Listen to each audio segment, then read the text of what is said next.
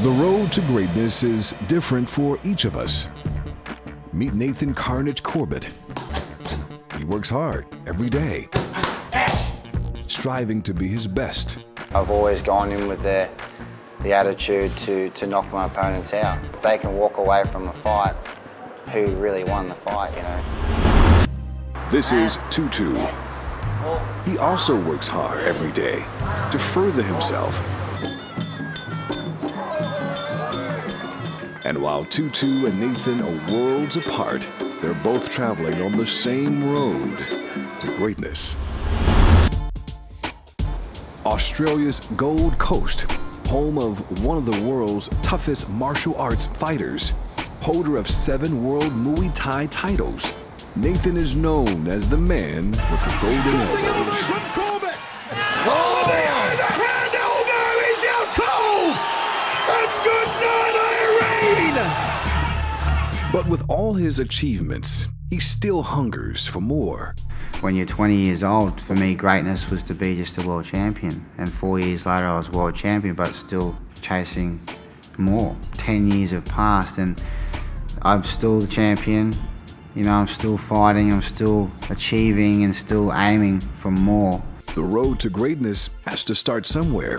And for those who know him best, Nathan began his journey as an unlikely champion. There you go. Locked it all, huh? Had a busy day, have you? Yeah. Cute little fella. No, nice-natured. I think a lot of it was him too, because he grew up with his sisters. You know, the 2 girls being older, so he wasn't one of those boisterous, noisy boys. Basically, you know, I was young, 17, surfing every day.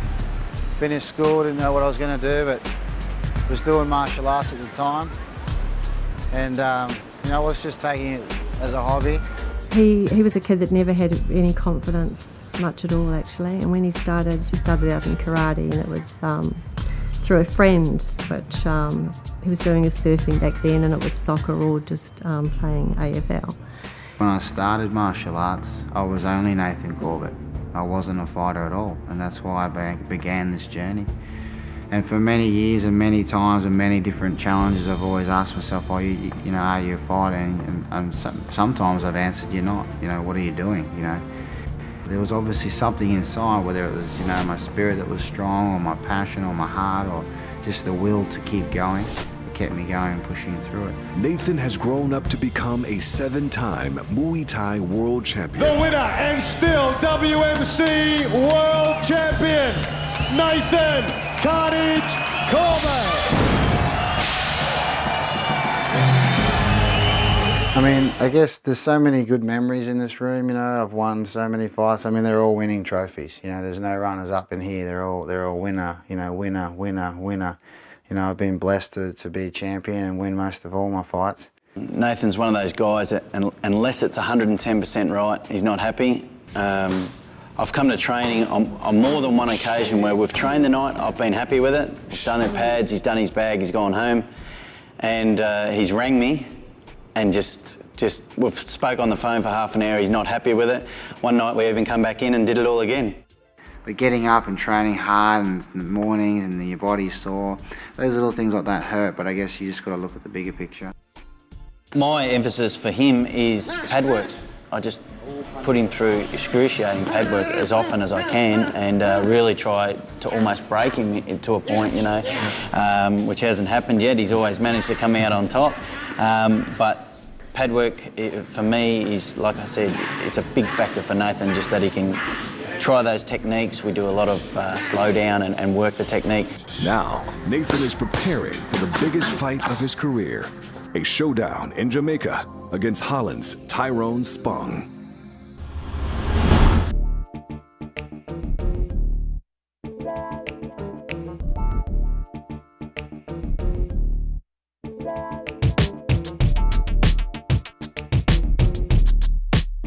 In a house under the freeway in Bangkok, a 13-year-old boy named Tutu is already in the fight of his young life. Tutu is training in Muay Thai for one reason, and for one reason only: to help his family survive.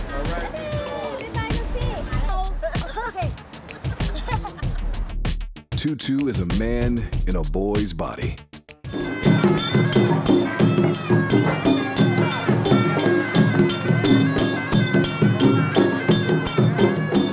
ผมชอบมวยไทยเพรา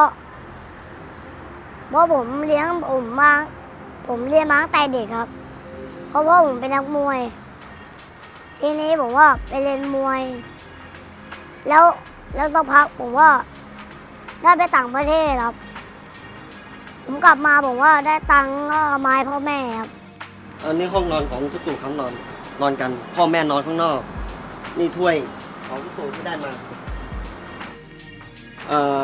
การกีฬาแห่งประเทศไทยครับก็เป็นกีฬากิตติแก่ผู้แสดงศิลปะมวยไทยการว่ายมวยคาดเชือกครับ Tutu's father was also a Muay Thai fighter, but there are some footsteps he doesn't want his young son to follow. เลิกชกมวยก็อยู่12มาติดยาอายุ18-19จากนั้นก็ที่ติดยากระเพาะมันสังคมในแวดวงสังคมของเพื่อนฝูงตามเพื่อนฝูงกันไปอย่างเงี้ยเราก็ไปติดยากันเรื่อยๆติดตั้งแต่ลมกาวผงขาวกัญชายาบ้าติดจนมาเรื่อยๆจนติดคุก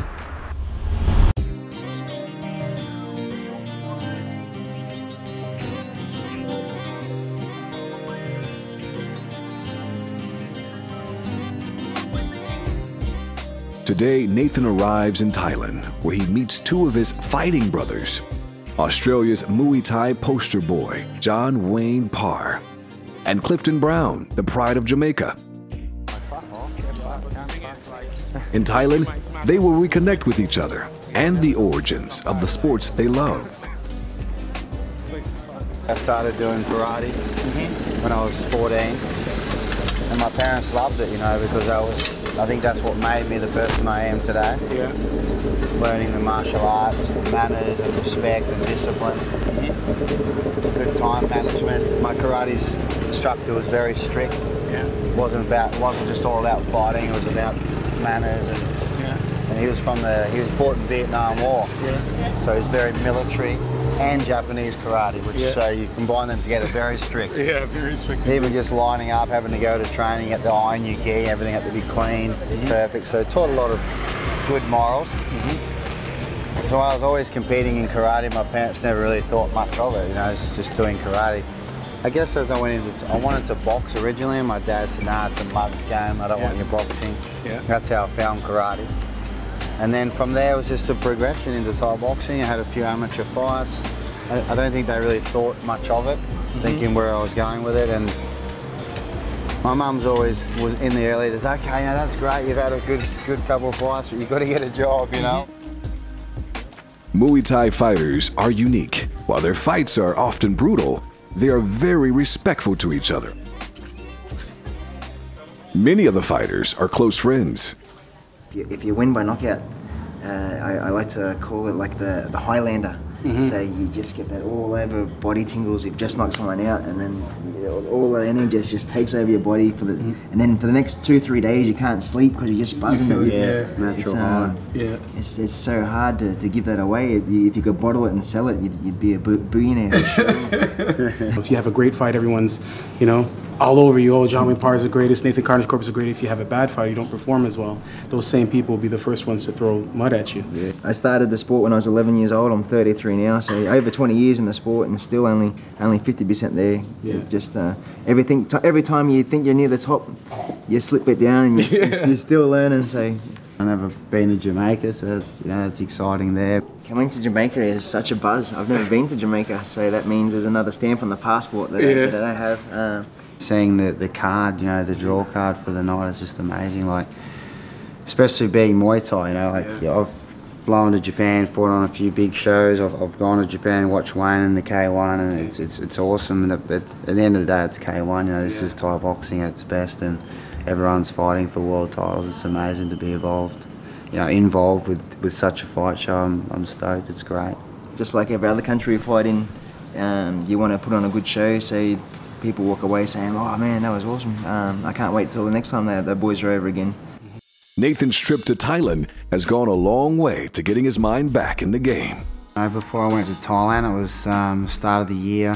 You know, always have that long sort of break over Christmas. Took 6 weeks off, come back and just tried to start the year off, and I just felt a bit lost, you know. My body wasn't sort of responding, and I was getting bored with training, and things were just not feeling that great. And then I got a phone call from Stefan Fox saying, you know, you've got to come to Thailand in 5 days' time. And I pretty much tried everything to get out of it. You know, I didn't really want to go. I was like, I don't want to go to Thailand. I hate flying. I got to fly there, do this, that. So I made a decision, well, I'm going. So, you know, I've got to embrace it.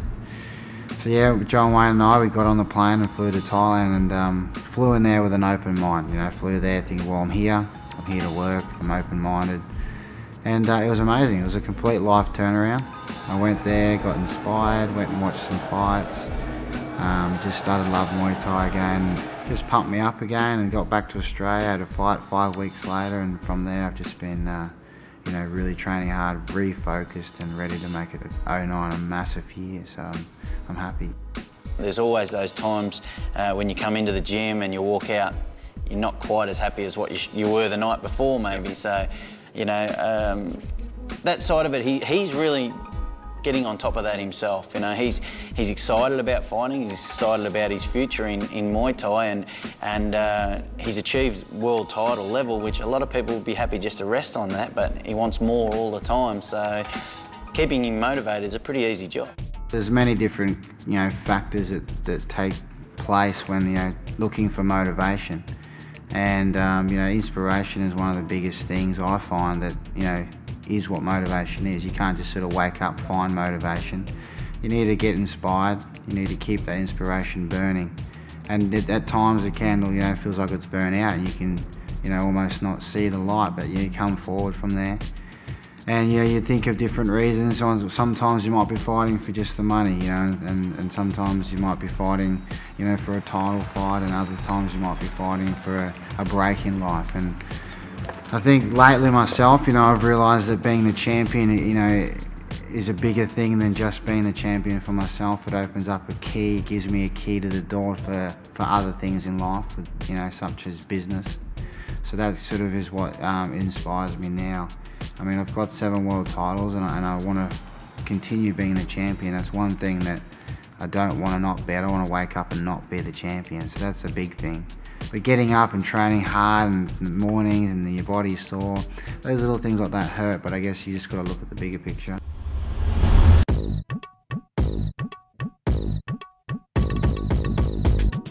Next up, Jamaica, for the biggest fight challenge of his life. Champions of Champions 2, as he puts his record of 45 wins, 2 losses, with 36 KOs on the line. When people ask me in Australia who's Tyrone Spong, I say he's the Nathan Corbett of Holland. He's the best fighter, pound for pound, in his town or that side of the world, if you want to call it Europe. And I'm the best on this side of the world. So for us two to fight, it's the greatest, you know. Favourite techniques, well, of course I love using the elbow.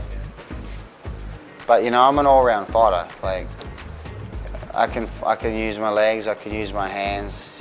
People have you know, had that golden elbow sort of tarnish, and people are scared of me, you know, or might be cautious of me with the elbow. And that's only because I choose to use it a lot more, and I've had a lot of success. But I can win fights without elbows.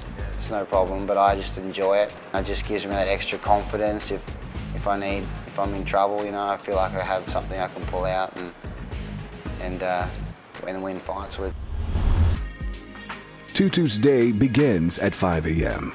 Practicing Muay Thai is only one of the many challenges he faces throughout his day. First, he must go to school, where he finds himself in a constant battle with bullies. เขาชอบมาแกล้งครับแบบตบหัวอะไรอย่างเงี้ยครับแต่ผมเรียนหนังสืออยู่เขาว่าเดินมาตบแกล้งอะไรอย่างเงี้ยครับแล้วก็มาท้าผมต่อยครับผมไม่ทำเขาครับครูบอกว่าเจ้าทำเราให้ไปบอกครูครับเขาหาผมเก่งมวยครับแล้วหาว่าผมไม่กล้าต่อยคนอื่นครับ But it's not just the bullies. Tutu's father also worries that his son will cave in to peer pressure.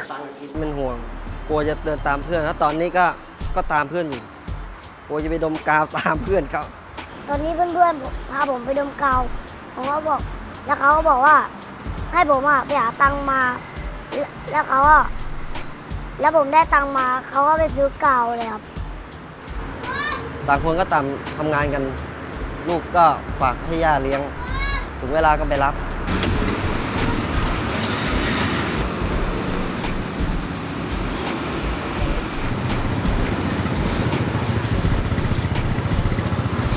Although school is out, Tutu's day is far from over. Before this day is out, he will care for his brothers and sisters, practice Muay Thai, park cars, and help run a one-table snooker hall.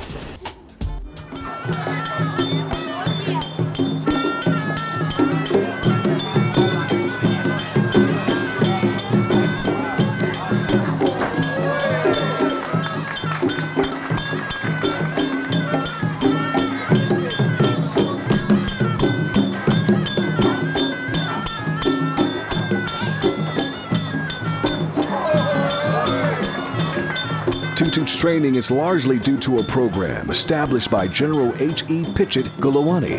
He's using Muay Thai to build the character of Thailand's youth.